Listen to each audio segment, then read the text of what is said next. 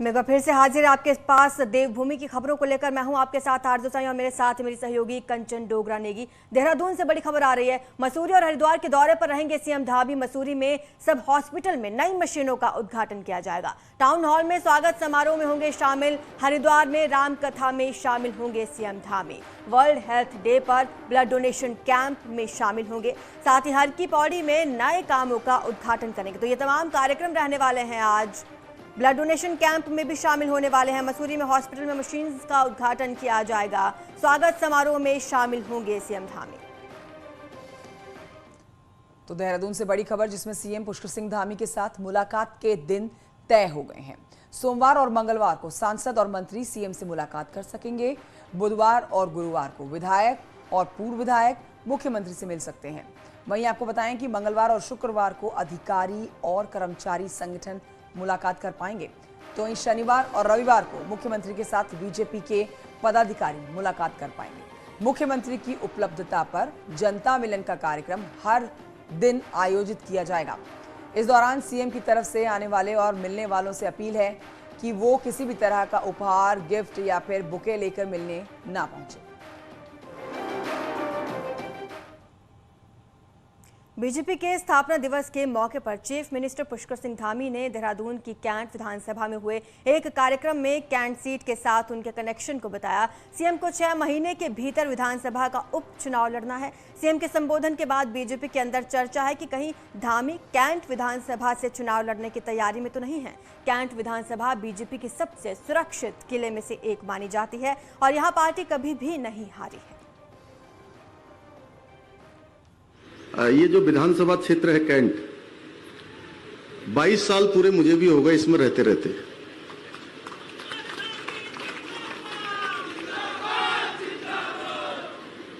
Yamuna colony में मैं लगातार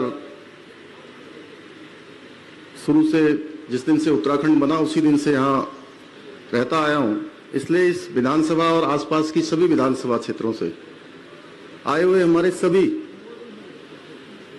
वरिष्ठ नेतागण, वरिष्ठ पदाधिकारीगण, हमारी वरिष्ठ आंदोलनकारी, हमारी गार्जियन आदरणीय सुशीला बलूनी जी, विनोद जी, आदित्य जी, कितने नाम है, रविंदर भाई, रोहिला जी समेत सभी उपस्थित। अब मैं आपका नाम ले लूं, मैं समझता हूं कि औपचारिकता होगी। क्यों विधायक जी? उत्तराखंड में बीजेपी ने पार्टी का 42वां स्थापना दिवस बेहद धूमधाम से मनाया। मुख्यमंत्री पुष्कर सिंह धामी ने एक बार फिर कहा कि उनकी सरकार का साफ उद्देश्य काम पूरे करना है और विकास करना है।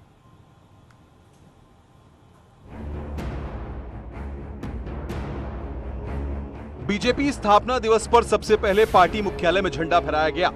स्थापना दिवस का समारोह कैंट विधानसभा में आयोजित किया गया था, जहां प्रधानमंत्री को सुनने के बाद मुख्यमंत्री ने कार्यकर्ताओं को संबोधित किया। सीएम धामी ने कहा कि हमारी सरकार साझेदार के रूप में काम करेगी, गड़बड़ी पर किसी को बख्शा नहीं जाएगा और कम खर्चे के साथ पारदर्शिता के साथ सरकार काम करेगी। मैंने कहा है कि हमारी सरकार पूरी पारदर्शिता के साथ काम करेगी, पूरी मितव्ययता के साथ काम करेगी और समयबद्ध तरीके से करेगी। कार्यक्रम में पूर्व सीएम त्रिवेंद्र रावत, मंत्री गणेश जोशी, चंदन रामदास, कई विधायक और कार्यकर्ता शामिल रहे। इस मौके पर पार्टी के लिए अपना सर्वोच्च बलिदान देने वालों को याद किया गया, तो पार्टी सेवा में पूरा जीवन लगा देने वाले वरिष्ठ कार्यकर्ताओं को सम्मानित भी किया गया। पार्टी ने ये जो सप्ताह है, आज पार्टी के स्थापना दिवस से लेकर और बाबा साहब भीमराव अंबेडकर की जयंती तक सेवा सप्ताह के रूप में मनाएगी। जो समाज का गरीब तबका है, कमजोर तबका है, जो अस्वस्थ लोग हैं, उनके बीच में जाकर के तमाम तरह के कार्यक्रम पार्टी करेगी। बीजेपी ने राज्य के सभी 252 मंडल में कार्यक्रम आयोजित किए और भव्य अंदाज में पार्टी का स्थापना दिवस मनाया। देहरादून से न्यूज़ 18 के लिए सुनील नवप्रभात की रिपोर्ट। जोशीमठ से बड़ी खबर आ रही है, जहां मुख्य सचिव एसएस संधू का दौरा है। हेमकुंड साहिब और बद्रीनाथ धाम का दौरा। हेमकुंड साहिब और घांघरिया का हवाई निरीक्षण किया जाएगा। गोविंद घाट से पुलना पैदल मार्ग पर चल रहे कार्यों का भी निरीक्षण किया जाएगा। बद्रीनाथ में हो रहे निर्माण कार्यों का निरीक्षण किया जाएगा। समीक्षा बैठक की जाएगी, जिसमें तमाम मुद्दों पर मंथन किया जाएगा। सीएस एसएस संधू का ये दौरा बेहद अहम माना जा रहा है। हेमकुंड साहिब और बद्रीनाथ धाम पर निर्माण कार्य चल रहा है। समीक्षा बैठक की जाएगी निर्माण कार्यों को लेकर। सीएस एसएस संधू इस बैठक की अध्यक्षता करेंगे और तमाम मुद्दों पर विचार विमर्श किया जाएगा। साथ ही अधिकारियों को खास दिशा निर्देश भी दिए जाएंगे। हेमकुंड साहिब और बद्रीनाथ धाम का दौरा रहेगा। यहां पर तमाम मीटिंग्स होंगी। मीटिंग्स में अधिकारी मौजूद रहेंगे, क्योंकि निर्माण कार्य चल रहा है बद्रीनाथ में। ऐसे में निर्माण कार्यों का जायजा लिया जाएगा और अधिकारियों के साथ बैठक कर मंथन किया जाएगा। तो हेमकुंड साहिब और बद्रीनाथ धाम का दौरा जो जल्दी शुरू होने वाला है। देखिए, अगले महीने यानी कि 5 तारीख से 4 धाम यात्रा शुरू होगी और भक्त पूरी तरह से तैयार हैं। रजिस्ट्रेशन लगातार कराया जा रहा है। इस बीच हम आपको जो तस्वीरें दिखा रहे हैं और जानकारी दे रहे हैं, वो हेमकुंड साहिब से जुड़ी हुई दे रहे हैं, जिसके लिए समीक्षा बैठक की जाने वाली है सीएस एसएस संधू के द्वारा। बेहद अहम ये समीक्षा बैठक, क्योंकि जो काम, जो वादे मुख्यमंत्री की तरफ से की गए हैं, पुष्कर सिंह धामी की तरफ से, कि जो भी जनता, जो भी भक्तजन इस बार दर्शन करने के लिए आएंगे, उनको किसी तरह की कोई परेशानी का सामना नहीं करना होगा। और उसी के चलते ये समीक्षा बैठक की जाने वाली है कि कितनी तेज़ी से काम हो रहे हैं, काम जो लगाए हुए हैं वो कितने पूरे हो चुके हैं। ये तमाम चीज़ों पर नज़र रहने वाली है सीएस एसएस संधू की तरफ से। आज ये समीक्षा बैठक बेहद अहम। 2 साल पीछे के जो बर्बाद रहे, उसमें किसी तरह की परेशानी श्रद्धालुओं को ना आए, हर सुविधा उन तक मिले, और इसी को लेकर समीक्षा बैठक। दीपांकर मेरे सहयोगी और जानकारी के साथ इस खबर पर मौजूद हैं। दीपांकर, समीक्षा बैठक होनी है सीएस एसएस संधू के द्वारा। क्या कुछ इस समीक्षा बैठक में बिंदुओं पर नजर रखी जा सकती है, क्योंकि मुख्यमंत्री पुष्कर सिंह धामी खुद नजर बनाए हुए हैं कि लगातार जो काम किए जा रहे हैं वो कितने तेजी से पूरे हो रहे हैं? बिल्कुल कंचन, सबसे खास बात यही है कि प्रधानमंत्री नरेंद्र मोदी की नजर दोनों जगहों पर है, बद्रीनाथ धाम और केदारनाथ धाम, दोनों जगहों पर। खुद प्रधानमंत्री इन दोनों कामों की मॉनिटरिंग कर रहे हैं। दोनों धामों को मॉडर्न बनाने की यहाँ पर बातें हो रही हैं और काम हो भी रहा है। केदारनाथ धाम में सेकंड फेज का काम इस वक्त चल रहा है, बद्रीनाथ धाम में काम शुरू हो रहा है। और इस वक्त आप देखेंगे तो 1 महीने के बाद यात्रा शुरू होनी है। 8 मई को बद्रीनाथ के कपाट खुलने हैं, 6 मई को केदारनाथ के कपाट खुलने हैं, और आज से ठीक 1 महीने का वक्त यहाँ से बचा हुआ है। तो आज चीफ सेक्रेटरी एसएस संधू वहां पर जाकर बैठक करेंगे कि क्या कुछ तैयारियां यहां पर है। इस बार कोविड की स्थितियां भी नहीं है, तो वो हालात भी कंट्रोल में रहे। कोविड की स्थितियों को देखते हुए या खतरे को देखते हुए वहां पर सावधानियां बरती जाए, और जो प्रोजेक्ट्स वहां पर अप्लाई होने हैं, वो चाहे केदारनाथ में हो चाहे बद्रीनाथ में हो, खासतौर पर बद्रीनाथ में जो प्रोजेक्ट्स अप्लाई होने हैं, जो नए काम शुरू होने हैं, वो तय वक्त पर शुरू हो जाए, उनको उनकी डेडलाइन में कंप्लीट किया जाए। इस बात के निर्देश जाहिर तौर पर चीफ सेक्रेटरी आज वहां पर अधिकारियों को देंगे।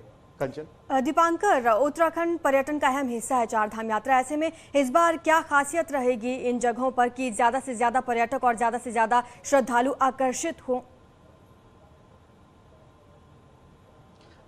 खासियत से हटके जो महत्वपूर्ण बात इस बार रहेगी वो ये कि पिछले 2 साल में, खासतौर पर 2020 और 2021 में कोविड की वजह से यात्रा बहुत ज्यादा प्रभावित रही, और इस बार उम्मीद की जा रही है कि कोविड क्योंकि कंट्रोल है, तमाम जगहों पर बंदिशें हटा दी गई हैं, ऐसे में पाबंदियां हटने के बाद उम्मीद इस बात की है कि 6 मई और 8 मई, उससे पहले गंगोत्री यमुनोत्री के कपाट खुलने हैं, लेकिन केदारनाथ और बद्रीनाथ के कपाट खुलने की तारीख पर बड़ी संख्या में श्रद्धालु वहां पर होंगे। और क्योंकि मई जून में छुट्टियों का वक्त होता है और श्रद्धालु दूसरे प्रदेशों से, विदेशों से यहां पर पहुंचते हैं, तो उम्मीद यह है इस बार कि बड़ी संख्या में श्रद्धालु इस बार 4 धाम की बिल्कुल यात्रा में दीपांकर, पहुंचेंगे। 2 साल का गैप, और यही अब जो आ रही हैं सामने खबरें के रिकॉर्ड यहां पर श्रद्धालु पहुंचेंगे, और इसी को लेकर मुख्यमंत्री पुष्कर सिंह धामी और खुद प्रधानमंत्री नरेंद्र मोदी ने भी जिम्मेदारी देखने का फैसला ले रखा है। शुक्रिया आपका जानकारी के लिए।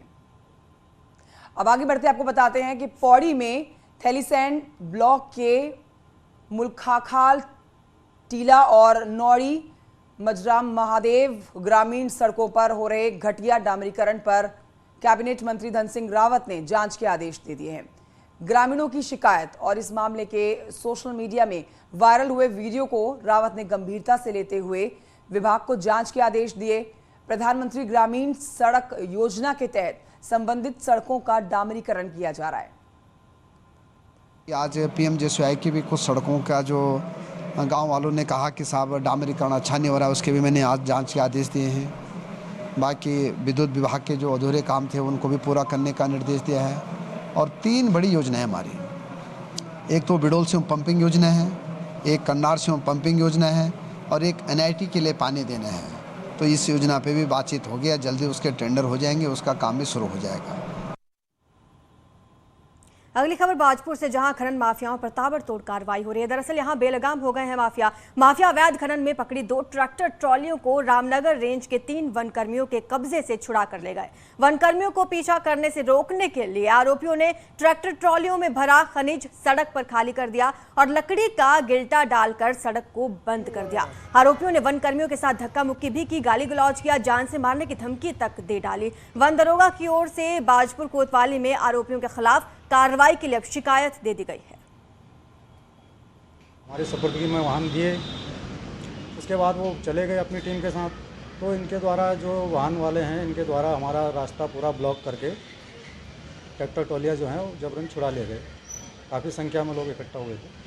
कितने वाहन थे? वाहन 2 वाहन थे और दोनों ट्रैक्टर ट्रॉलियाँ RPM से लगी हुई थी। पहाड़ की खबरों में आगे बढ़ते हुए आपको बताते हैं देहरादून से आती हुई खबर, जहां पर गर्मियों के साथ ही जंगलों में लगी आग बुधवार देर शाम देहरादून के रायपुर इलाके में पहुंची।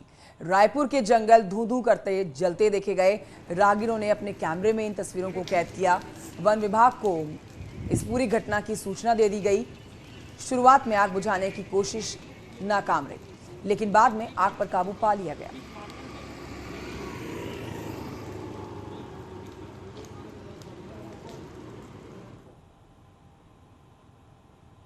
नैनीताल से खबर है, जहां पर सड़कों पर बांज के पत्ते जलाने पर हाईकोर्ट ने संज्ञान लिया। हाईकोर्ट की एक्टिंग चीफ जस्टिस कोर्ट ने पत्तों में आग न लगाने के आदेश दे दिए हैं। इस मामले में हाईकोर्ट ने राज्य और केंद्र सरकार को नोटिस जारी कर जवाब दाखिल करने को कहा है। आपको बता दें, दिल्ली की मेघा पांडे ने हाईकोर्ट को पत्र लिखा और बांज के पत्तों पर लगाई जा रही आग को रोकने की मांग की। मेघा पांडे ने पत्र के इन पत्तों से खाद बनाने की मांग कोर्ट से की है। देहरादून प्रशासन से नोटिस मिलने के बाद व्यासी जल विद्युत परियोजना से प्रभावित लोहारी गांव के ग्रामीणों ने गांव खाली करना शुरू कर दिया है। अपनी मिट्टी से बिछड़ने का दुख इन ग्रामीणों के चेहरे पर साफ देखा जा सकता है। जहां एक तरफ ग्रामीण अपने सामान को पैक करते हुए देखे गए, तो वहीं अपनी मातृभूमि से बिछड़ने के दौरान आंखें नम दिखी। आंसू रुक नहीं रहे थे। ग्रामीणों का आरोप है कि प्रशासन ने महज 48 घंटे में गांव खाली करने का नोटिस दिया, जो बेहद कम है। इस मामले में ADM का कहना है कि नियमानुसार गांव को खाली करवाने की कार्रवाई की जाती है। नदी के किनारे बसा हुआ था, सारी शान शौकत थी, लेकिन ऐन त्योहार से पहले इन गांव वालों को यहां से निकालने का फरमान, और वो भी 24 घंटे का। 24 घंटे के अंदर तो टेंट में जो आदमी रहता है वो टेंट से भी निकाली कर सकते हैं। मुआवजा जिस प्रकार से मिलता जाएगा सभी लोग अपना शिफ्ट कर लेंगे। तो मुआवजा मैक्सिमम बांट दिया गया है और आज जो है, आज से सभी अपना सामान हटाना शुरू कर। राज्य आंदोलनकारी कोटे से सरकारी नौकरी करने वाले 780 लोगों की नौकरी पर संकट आ गया है। हाईकोर्ट ने राज्य सरकार के आरक्षण में दिए आदेश पर दाखिल संशोधन प्रार्थना पत्र को खारिज कर दिया। साथ ही कोर्ट ने कहा कि 1403 दिनों बाद कोर्ट में संशोधन एप्लीकेशन स्वीकार नहीं की जा सकती। 2018 में हाईकोर्ट ने राज्य आंदोलनकारियों के लिए 10% आरक्षण को असंवैधानिक करार दिया था, जिसके बाद सरकार ने इस मामले में कोई अपील नहीं की, तो आंदोलनकारी मंच ने सुप्रीम कोर्ट में याचिका दी। अब राज्य आंदोलनकारी अधिवक्ता संघ की ओर से हाईकोर्ट में कहा गया है कि जब तक सुप्रीम कोर्ट कोई आदेश नहीं देता, तब तक इन लोगों को नौकरी से ना हटाया जाए। खारिज होने का सीधा मतलब ये बनता है कि इनकी नौकरी चली जाएंगी, पर लेकिन हमने कोर्ट में ये बताया कि हम सुप्रीम कोर्ट में हैं इस टाइम। सरकार भले ही सुप्रीम कोर्ट में नहीं गई है, सरकार ने अपील नहीं की है, SLP नहीं की है, हमने SLP की है, और जब तक हमारी SLP है तब तक इसमें निर्णय ना लें, और ले भी नहीं सकते क्योंकि इसे SLP पेंडिंग है। नहीं तो सब जुडिस मामले में कोई मतलब नोटिस, गवर्नमेंट की बहुत बड़ी गलती है ऑफिसर्स की। और आइए बात करते हैं चारधाम यात्रा की। चारधाम यात्रा के लिए हेलीकॉप्टर की एडवांस बुकिंग सरकारी सिस्टम के फेर में फंस गई है। इच्छुक यात्री बुकिंग नहीं करा पा रहे हैं और मिनटों में 20 मई तक की टिकट बुक हो गए हैं। ऊपर से अधिकारी हैं कि अपना पल्ला झाड़ रहे हैं।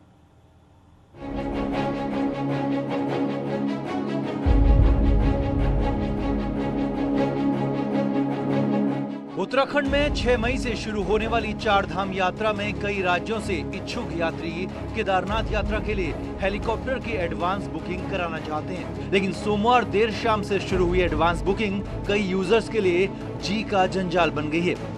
दरअसल हेलीकॉप्टर बुकिंग 2 एजेंसी के बीच झूल रही है। पर्यटन विभाग ने Uttarakhand civil aviation development authority को हेली सर्विस ऑपरेट करने की जिम्मेदारी दी है, जबकि गढ़वाल मंडल विकास निगम पर टिकट बुकिंग का दारोमदार है। लेकिन सोमवार शाम से शुरू हुई हेलीकॉप्टर बुकिंग 20 मई तक चंद मिनटों में ही बुक हो गई, जबकि कई यूजर दिन भर कोशिश करते रहे और कई दूसरे लोगों के पेमेंट होने के बाद भी टिकट बुक नहीं हो पाए। क्योंकि जो ऑनलाइन हमारी टिकट बुकिंग हो रही है ये आधार कार्ड के नंबर के आधार पर है, और क्योंकि आधार कार्ड की प्रति भी उसमें लगती है, क्योंकि हेली सेवा जब उस सेवा का उपभोग किया जाता है उस समय उसकी टिकट को भी चेक किया जाता है, उसका आधार नंबर देखा जाता है, तदनुसार ही उसको उसका लाभ मिलता है। यानी बुकिंग में वही व्यक्ति जिसने बुकिंग किया है उसको जिसने आधार नंबर जारी लगाया है उसी के आधार पर ही उसको उसका लाभ मिलता है। तो इसके चलते जो है वो लोगों की अपेक्षाएं बहुत ज़्यादा है, सर्विसेज कम है, उसके चलते समस्या कुछ जगह आ रही होगी, लेकिन पोर्टल के हिसाब से कोई दिक्कत नहीं है और यही व्यवस्था हमने पिछले 2 साल चलवाई है। गढ़वाल मंडल विकास निगम के अधिकारी कहते हैं कि वो सिर्फ होस्ट हैं, जिम्मेदारी तो सिविल एविएशन अथॉरिटी की है। न्यूज 18 ने अथॉरिटी की सीईओ सोनिका से बात करने की कोशिश की, लेकिन वो उपलब्ध नहीं हुई। इधर कमिश्नर गढ़वाल का कहना है कि जहां पर कमी है उसका रिव्यू करवाया जाएगा। सबको बोला गया है कि अपने कार्य में प्रगति लाएं और 25 अप्रैल तक जो भी कार्य हमें करने हैं उनको पूर्ण कर लें, ताकि यात्रा में कोई व्यवधान ना हो। केदारनाथ धाम में पिछले साल सबसे ज्यादा यात्री आए थे। उस दौरान हवाई टिकटों की कालाबाजारी की भी खबरें आई थी और अधिकारियों तक ने जांच की बात की थी। इस बार यात्रा शुरू होने से पहले ही बुकिंग प्रणाली सवालों में है और सिस्टम को लगता है सब ठीक है। न्यूज 18 के लिए देहरादून से भारती सकलानी की रिपोर्ट। चारधाम यात्रा के लिए हेलीकॉप्टर से जाने वाले साइबर ठगी का भी शिकार हो रहे हैं। देहरादून में 5 शिकायतें ऐसी आई हैं जिन्होंने चारधाम यात्रा में हेलीकॉप्टर बुकिंग के नाम पर ठगी की शिकायत की है। पुलिस के मुताबिक यात्रियों ने ऑफिशियल वेबसाइट के बजाय किसी अन्य वेबसाइट से टिकट की बुकिंग कराई, जिसमें चारधाम यात्रा के लिए कंफर्म हेलीकॉप्टर बुकिंग का दावा किया गया था, लेकिन बुकिंग के साथ टिकट नहीं मिला और पैसे भी अकाउंट से कट गए। अब पुलिस ने ऐसे फर्जी वेबसाइट्स पर नजर रखने की बात कही है। आपको बता दें कि गढ़वाल मंडल विकास निगम की वेबसाइट से ही चारधाम यात्रा के लिए हेली बुकिंग होती है। फर्जी वेबसाइट्स बन जाती हैं, बुकिंग के ऐसे फर्जी एजेंट्स आते हैं जो विभिन्न प्लेटफॉर्म पर गलत तथ्यों को डालकर उसमें बुकिंग ले लेते हैं। तो इसमें जो फ्रॉड होने की जो संभावना है वो अधिक रहती है। इसलिए हमेशा जो कोशिश करनी चाहिए कि जो हमारी अधिकृत वेबसाइट है, चाहे वो हेली कंपनी की हो चाहे वो सरकारी वेबसाइट हो, उसी पर जाकर लिंक खोलने के बाद ही अपना रजिस्ट्रेशन करें और पेमेंट करें। और अब आपको बताते हैं कि विदेशी सड़कों पर स्टैचू बनकर लोगों का मनोरंजन करते कलाकारों के वीडियो आपने सोशल मीडिया पर खूब देखे होंगे, लेकिन हरिद्वार के गंगा घाटों पर इन दिनों एक स्टैचू आर्टिस्ट लोगों के लिए आकर्षण का केंद्र बना हुआ है। बेरोजगारी और गरीबी से तंग आकर स्टैचू आर्टिस्ट बना ये कलाकार अब इसी के सहारे अपना जीवन जी रहा है। पंजाब से हरिद्वार पहुंचा स्टैचू आर्टिस्ट दीपक इन दिनों गंगा घाटों पर लोगों का मनोरंजन कर रोजी रोटी कमा रहा है। विदेशी सड़कों पर तो इस तरह के स्टैचू आर्टिस्ट का दिखना आम बात है, लेकिन हरिद्वार के गंगा घाटों पर मौजूद ये स्टैचू कलाकार लोगों का ध्यान अपनी ओर खींचता है। लोगों को भी नए तरह का ये हुनर काफी पसंद आ रहा है। बनाया है, ये पैसे नहीं थे मेरे पास, तो शिवरात्रि थी हमारे अबोहर शहर में, तो मेरे पास सिर्फ 500 रुपये थे। मैं कलर लेके आया, कलर लगा के मैंने कपड़ों पे, तो शिवरात्रि में मैंने ये फंक्शन दिखाया उनको, तो पब्लिक बहुत खुश हुई मुझे देख के। दूसरा दिन भी देखना चाहते थे, तो वहाँ पे मेरे 1000 रुपये बने, अपने घर पे चला गया मैं। उसके बाद मैंने अपने अबोहर शहर में 5-6 दिन दिखाया, वहाँ पे मेला लगा हुआ था। हरिद्वार में पहुंच रहे श्रद्धालु और पर्यटक भी स्टैचू आर्टिस्ट दीपक को देखकर थम जाते हैं, क्योंकि एक पल के लिए कलाकार उन्हें एक मूर्ति की तरह नजर आता है। लोग स्टैचू कलाकार के साथ फोटो और सेल्फी खींचकर खुश होते हैं और कलाकार दीपक भी डांस के साथ खास मूव दिखाकर उनका मनोरंजन करता है, जिससे खुश होकर लोग उन्हें कुछ पैसे भी देते हैं। ऐसे फिल्मों में देखा है, बाहर विदेश में होते हैं, मगर मैं जब यहाँ आया तो मैंने देखा तो मेरा भी दिल किया कि मैं हाँ इनके साथ एक सेल्फी लूँ, तो मैंने इनके साथ एक सेल्फी ली और मेरे को अच्छा लगा कि जैसे लोग भीख मांगते हैं, ये अपना टैलेंट दिखाकर मतलब कि अपना पेट पाल रहे हैं, जैसे भी है। दिल बहुत खुश हो जाता है इसे देख के, और सेल्फी वगैरह भी खींच के ले जाते हैं, फोटो भी बहुत खुश होते हैं। कुछ अपना दान भी कर देते हैं भाई को, जो उनकी श्रद्धा भावना है, कुछ पैसे भी दे जाते हैं। पैसे की कमी और बेरोजगारी से तंग आकर पैसे कमाने के लिए लोग यूं तो कई तरह के काम करते हैं, लेकिन पंजाब से आया दीपक एक नए हुनर को पहचान दे रहा है। न्यूज़ 18 के लिए हरिद्वार से पुलकित शुक्ला की रिपोर्ट। यहाँ रुकेंगे छोटे से ब्रेक के लिए, जल्द हाजिर होंगे।